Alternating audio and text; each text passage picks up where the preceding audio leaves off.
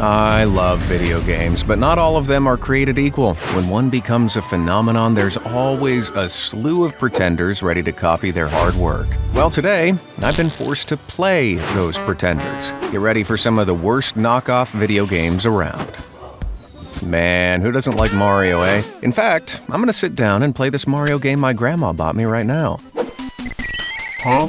Now, maybe this is just me, but there's something a little off about this Mario game. Yep, this is So Mari, a complete clone of Sonic the Hedgehog, starring Mario for some reason. Distributed sometime in the 90s, the exact origins of this incredible feat are shrouded in mystery. So Mari, or So Mari the Adventurer, is a bootleg recreation of the original Sonic 1, with the main player just swapped for Mario. That's literally it. I wish I could tell you more. I would love to reveal what sort of deranged group of individuals created this thing, but alas, we simply don't know. I just played Sonic here.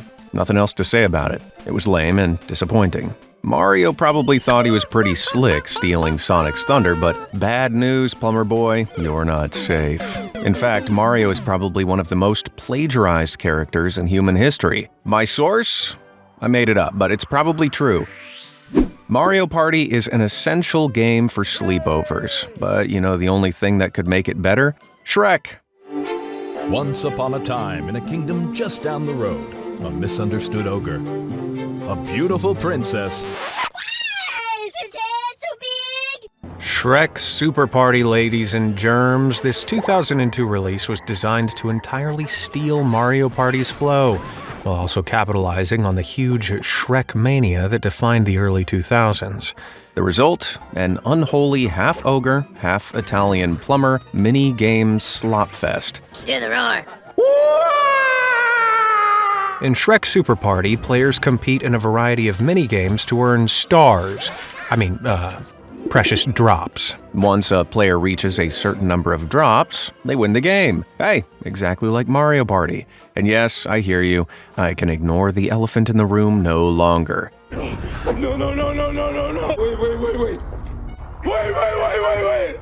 For some reason, all the characters are these super deformed, huge-headed freaks. Were they trying to anime-fy Shrek?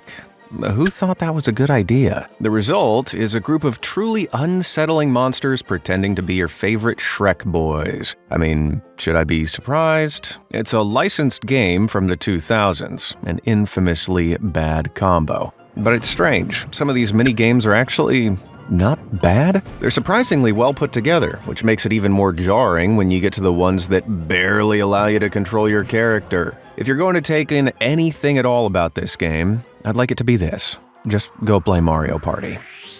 But it's not just the big M's parties that are getting crashed by unwanted intruders. No, ma'am. It's his races, too. Mario Kart?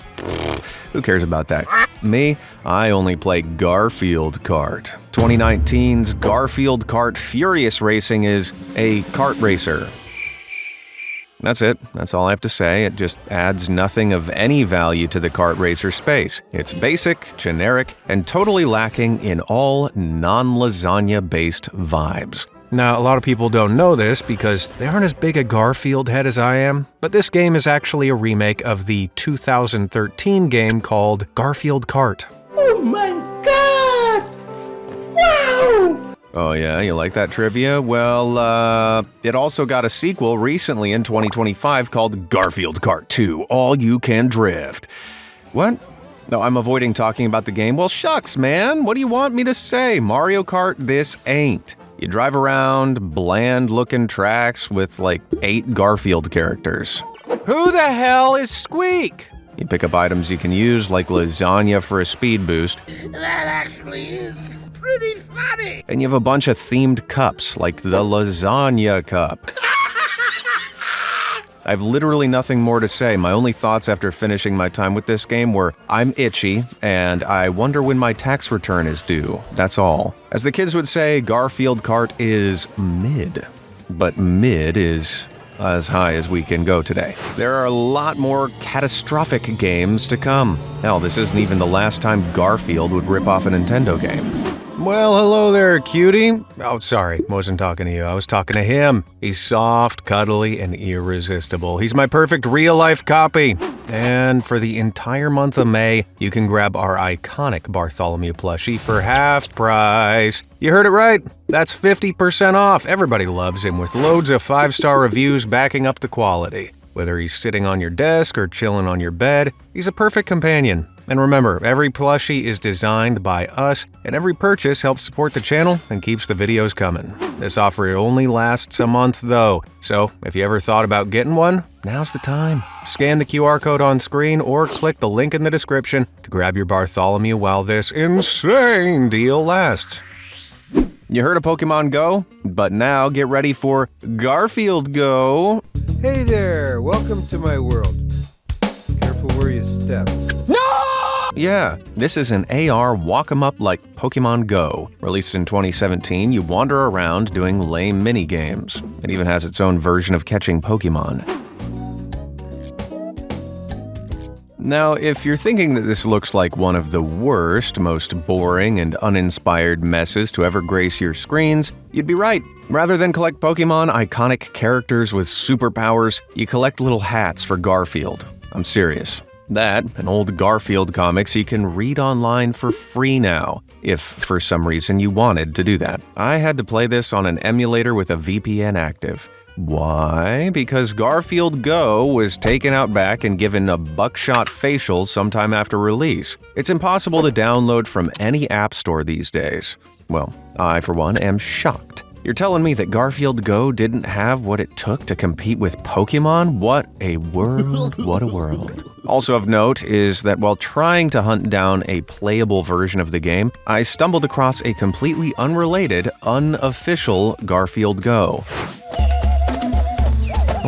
Yes. Let's learn some moves, guys. So, Garfield Go, a shameless ripoff of Pokemon Go, has its own unlicensed knockoff. One that's completely unrelated to the premise of the original and instead just jacks the title and main character and throws in Subway Surfers, I think. Sure, why not? I can't imagine Garfield Go was a popular enough game to be ripped off at all. Now, I don't know about you, but I am sick of waiting for GTA 6 to come out. It's been too damn long, so I'm desperate for any alternatives, but not desperate enough for Grand Gangster in Miami, aka New Vegas Dirt City Vengeance. They killed my wife 1 year ago. Since then, I've been hunting them, killing them.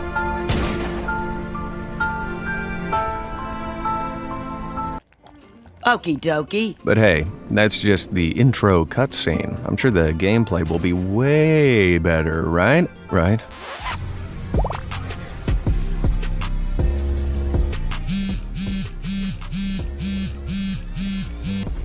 Sam, I know where the animal trade is happening.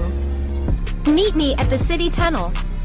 Okay, this is another delisted App Store game that can only be played by emulating it, so I can't say for sure that hideous performance isn't the emulation rather than the game itself. I am, however, inclined to say that this game is an awfully made knockoff designed to trick kids, with disgusting visuals and text-to-speech voiceover.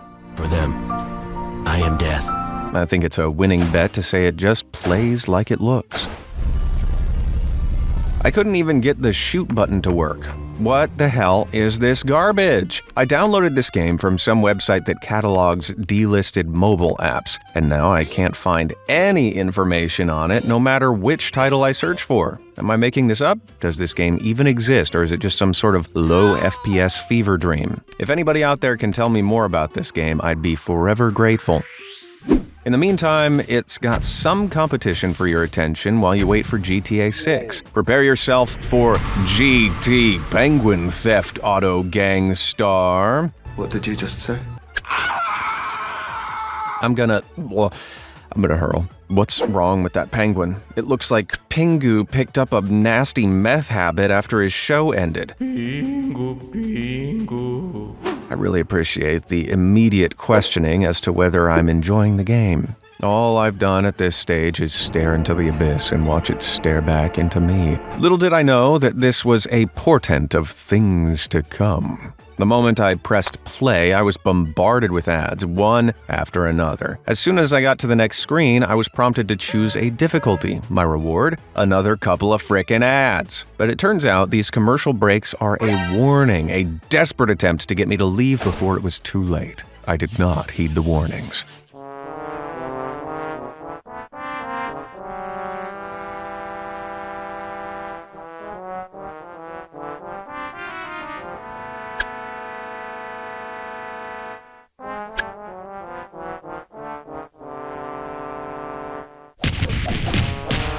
Oh God, no, not the penguin. No, please, they stole his fish! Oh, never mind, he's good. He wants revenge. Oh, hold up, why did I just get beaten up by Nidoking from Pokemon? Are you kidding me? Get out of here.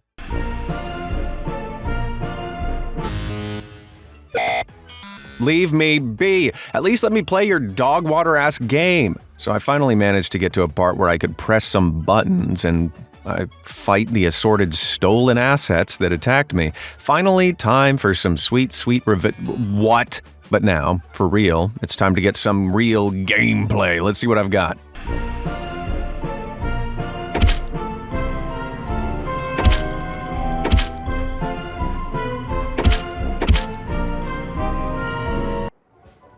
What the hell is that? This is slop. The definition of slop. All other slop out there is desperate to reach the levels of slopitude exhibited by this awful grotesque— Nope. Nuh-uh. I'm done. No more of this. 0 out of 10. Do not pass. Go. But unfortunately, we're not done. Because if Penguin GTA isn't your thing, why not try Spider-Man GTA? Yeah, that's right. It's the moment you've been waiting for. Gangstar City Thug King.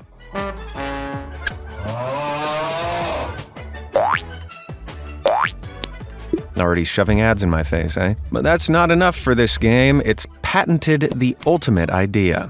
Each web fired costs 1 ad break. Liars.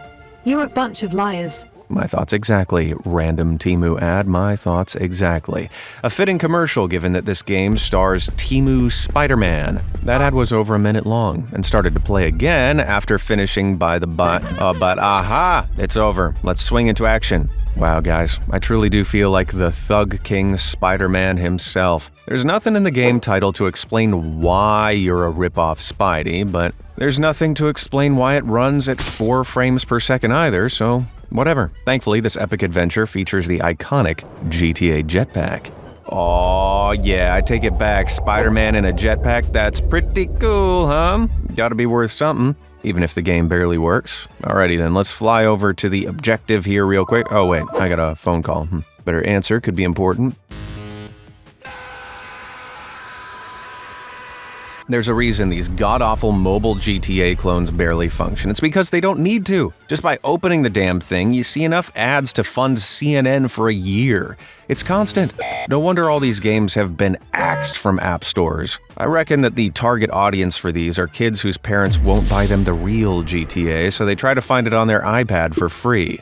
Hell, a child would probably be the only one willing to sit through these ads if it meant they got 30 seconds more stuttering Spidey. Parents, monitor your children's iPad usage. If they're playing slop like this, they could end up with a cabbage brain. In my journey through the rip-off mines, I came across Tales of Data Design Interactive, a prolific purveyor of putrid. Founded in 1983, it wasn't until the 2000s that they found their calling: shovelware. Shovelware is cheap, low-quality software that can be pumped out quickly for maximum profit. So let's take a look at one of their piles of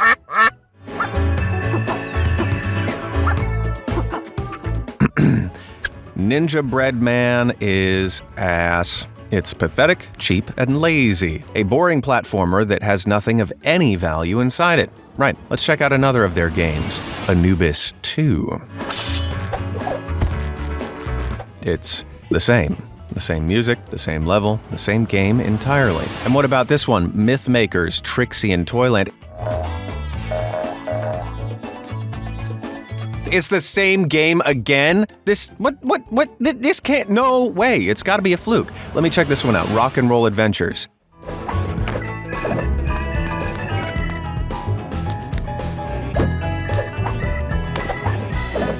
The same! Okay, you gotta give that last one different music. Oh, okay, good for you. Congrats. Somehow, Data Design ripped off its own game multiple times. We're talking rip-offception here. But what's the real story behind all this slime? Well, at some point, the studio had been given the rights to create an installment of the Zool franchise, a platformer about a little ninja alien guy.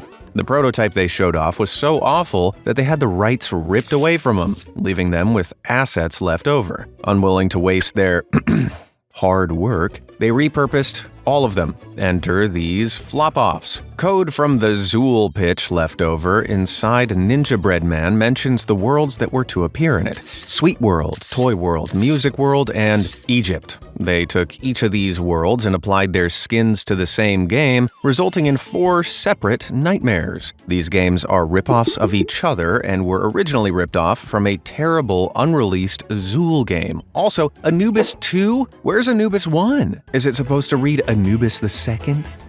My head hurts. I can understand wanting to copy Mario or Sonic or Pokemon, but copying your own digital excrement? Jeez, I'm glad these guys went out of business. And I hope never to hear the name Digital Design Interactive ever again. Ah, foreshadowing. The Uncharted series is one of the most iconic franchises the PlayStation has. You probably played one yourself. Think of all those incredible set pieces and that dramatic action. But what if Saudi Arabia had a crack with their own original game? Well, enter Unearthed. Unearthed: Trail of Ibn Battuta, released in 2013, 2 years after the release of Uncharted 3. Let that sink in. This isn't a PS2 game. And if you thought that was riveting, you ain't seen nothing yet. Unearthed stars fake Nathan Drake as he does Nathan Drake things. But what makes this protagonist, Faris Jawad, stand out from Drake is that his game is awful in every way. Jawad can lose his life by falling several inches or getting grazed by particularly dangerous air. Then the next minute, he can tank whole magazines of bullets. Controls, awful. Music, bad. Voice performances, And I suppose they're all after a share of that dark, cursed, and valuable thing. I'm afraid so. horrendous in both Arabic and English. And the writing, whoo boy. Welcome to Morocco, my friends. I'm glad you could make it. We're glad we're here. I know I can't resist Moroccan tea. Well then, you've definitely come to the right place. That's what he just said, idiot. My favorite aspect of Unearthed is all the forced fighting segments they try and fail to rip off Tekken.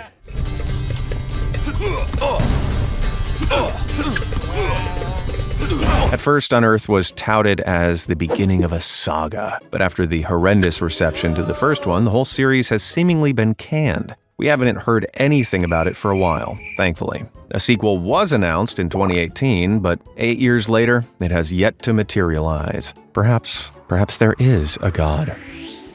In 1982, a little arcade game called Burger Time was released. The player takes control of Peter Pepper and is tasked with making as many burgers as possible while avoiding angry food monsters. It's a simple game, emblematic of the era, and brutally hard to make you spend as many pennies as possible to try again.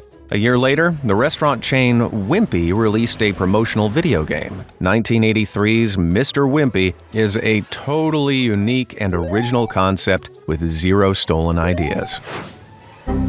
My game just broke as soon as I moved. Okay, well, that's a bad omen. Give me a second, guys. Here you go. Now, I don't know about you, but that sure as hell looks like Burger Time to me. The only real difference between the two is that Mr. Wimpy has this weird extra mini-game where you, box up orders, I think, while you're being attacked by Space Hopper or something. I genuinely have no idea what's going on, but that's it. That's the only change. The rest of the game is identical. So brazen.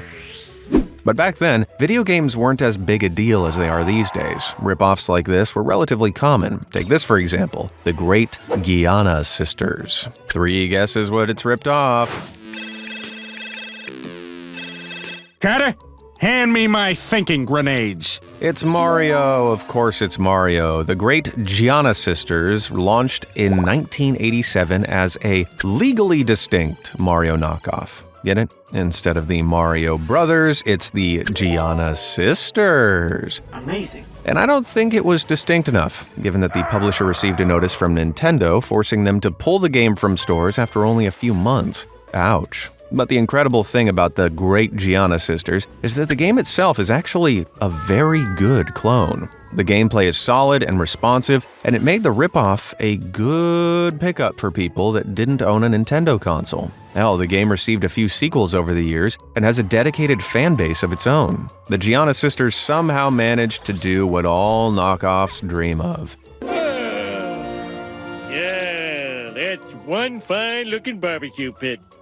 Why doesn't mine look like that? But believe me, that makes the Gianna Sisters the outliers in this case. There are so many irredeemably bad ripoffs out there. For example, while browsing itch.io, a storefront for indie games, I came across Pokémones.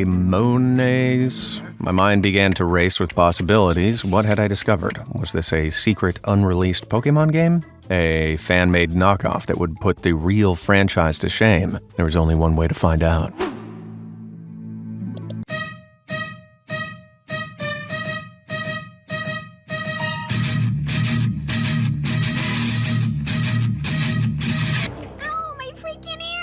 Do I need to say anything here at all? You probably wouldn't hear it anyway, as you've likely gone deaf after that. This is the lowest of efforts. Every screen is a JPEG with some buttons on top. There's no animations at all. The Pokemon themselves are just compressed snapshots of their 3D models. But look, I probably shouldn't be so harsh, right? This could be some child's first game ever. Well, whatever it is, I hate it, and I'm not sorry. It was a valiant effort, but you shouldn't have bothered. Remember guys, itch.io is full of stuff like this.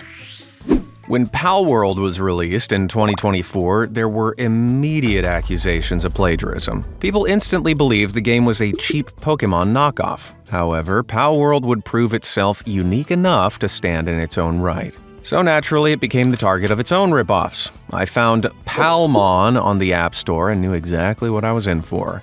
Palmon Survival plays like a mobile game ad. You know the ones I mean, just look at it. You pick up resources, move them to a different spot to build with them. It does have a mini-game to capture new Palmon, however. You send your dudes out to fight while shooting a laser at the enemy dudes. It's simple, really simple, but I liked it more than the regular gameplay at least. Now, the Palmon themselves, it's bizarre. They feel like knockoffs of Palworld's pals, which are already themselves derivative of Pokemon. I have a feeling that a lot of these guys are AI generated, as if they threw pals into ChatGPT and asked it to make them legally distinct. What evidence do I have? Well, the main female character in the game is an incredibly obvious AI job. Look at her.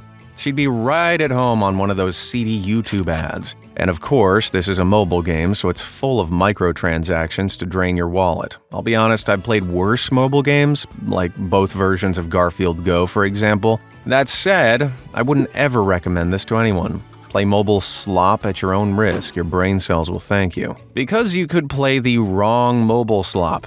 A game so atrocious, so terrible, so stinky, it poisons your soul forever. Oh, you like Five Nights at Freddy's? You like Hello Neighbor? But what if they were jammed together? Well then, you get the myth, the legend, the masterpiece. Hello, Five Nights Neighbor!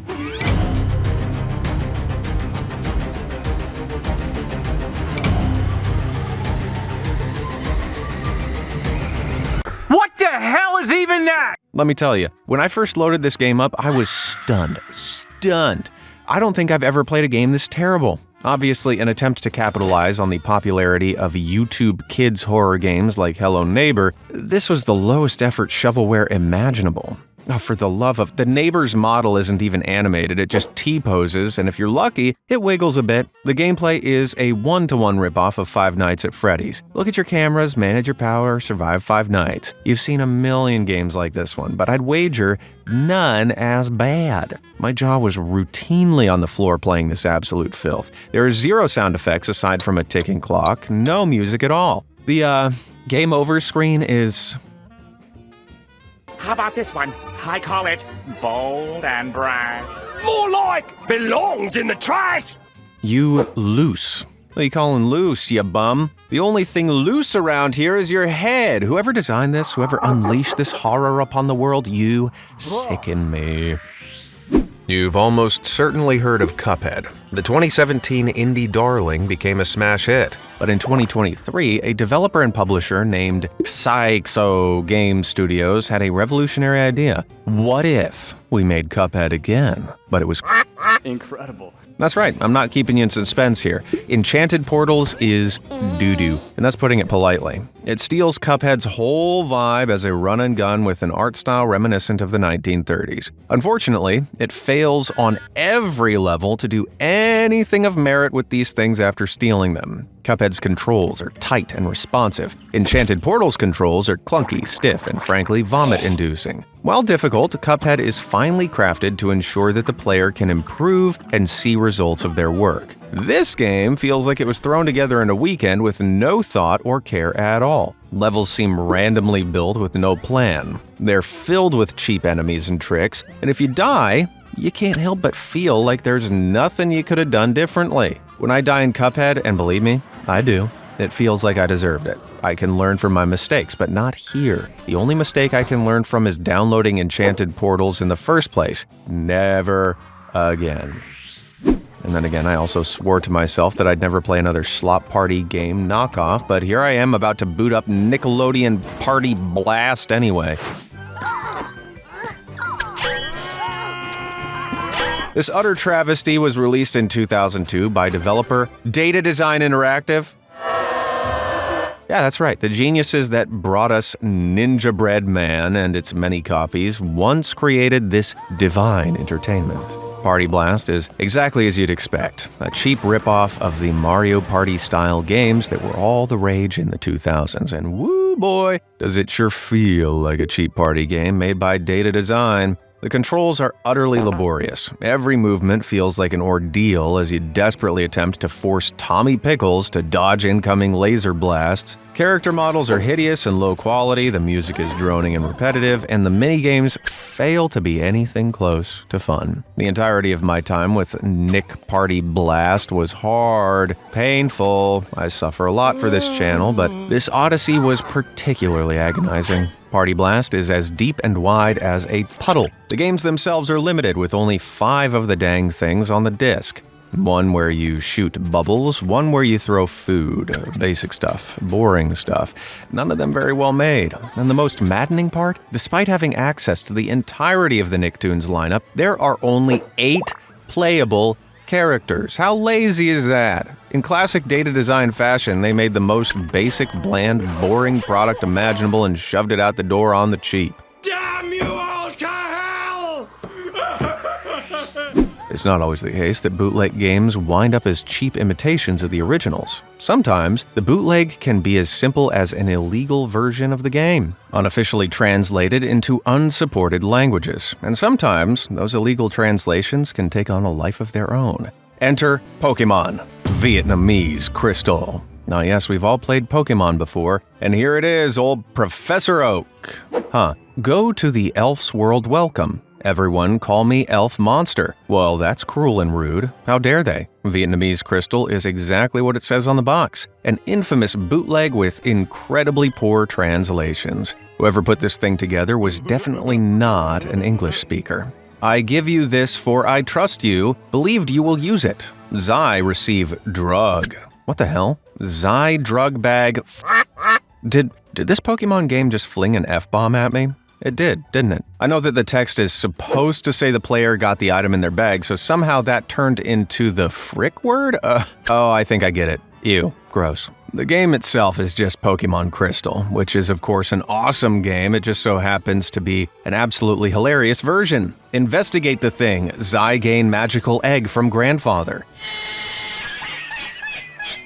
Seriously, I can't get enough of this thing. Just to hook Vietnamese crystal into my veins. I am a monster coach. Whatever else this knockoff may have contributed to the world, I can always think fondly of it for giving me so many wonderful new comebacks to use. What? Don't stare me always. Huge ball. And of course, the iconic elf monster.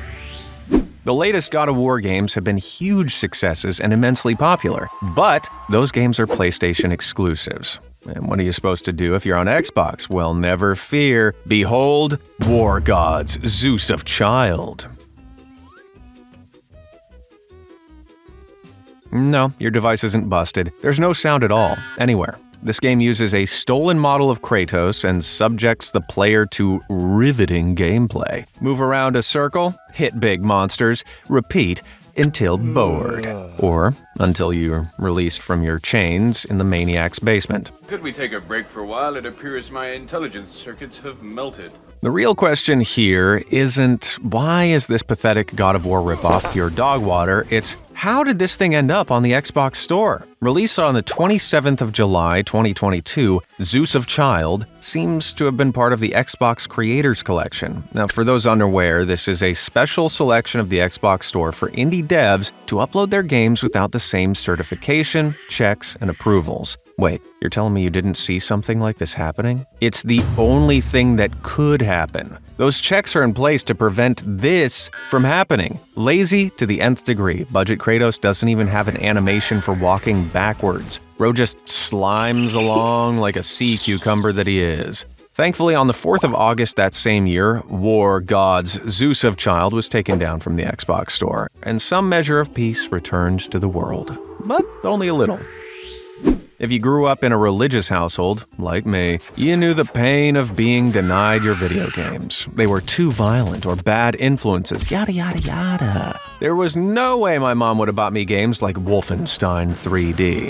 The 1992 World War II shooter was at the time revolutionary and everybody wanted to play. But there was a solution for us religious kids. 1994's Super 3D Noah's Ark. Yeah, that's right. Your eyes do not deceive you. This is a Christian ripoff of Wolfenstein, reframing it as a Noah's Ark game. Rather than firing automatic weapons at German soldiers, you fire fruit at animals to put them to sleep. And while you're exploring, you'll be assaulted with Bible trivia questions. Just so you don't forget that this is supposed to be a religious education first and video game second. Rod and Todd Flanders would love Super 3D Noah's Ark. Keep firing! Convert the heathens! Incredibly, the game began life as a shooter based on the Hellraiser franchise. I'm serious. Even though the developer Wisdom Tree came to the conclusion it wouldn't mesh with their family-friendly religious image. Money? Well, yeah, duh. Then with the explosive release of Doom, they realized their Hellraiser project wouldn't be able to compete anyway. That was their sign to pivot the game back to their signature Christian style, and Noah's Ark 3D was born. Now, while Wisdom Tree legally purchased the rights to the Wolfenstein engine, they didn't have Nintendo's permission to release the game on the Super Nintendo. The company was notoriously protective of their system and what games were released on it. Officially licensed cartridges contained a lockout chip that would allow the system to play it. No license meant no chip, and no Nintendo compatibility. But Wisdom Tree had the most bootleg of bootleg solutions. They developed their own cartridge that would hijack a licensed game's key. Noah's Ark would be placed in the console, and an official SNES game would be placed into Noah's Ark. Voila! The system read the chip through Wisdom Tree's cartridge. You can play your Christian shoot-'em-ups as long as you like. But how does the game itself actually play? Honestly, pretty well. It's just Wolfenstein reskinned. But really, unless you're a super religious prude, just go play Wolfenstein 3D. I don't want to be quizzed on my knowledge of Noah's bowel movements while playing a video game. And on that note, I've had all I can take of video game knockoffs for one day. Know of any others I didn't play? Let me know down in those comments, and I'll see you in the next one. Thanks for watching.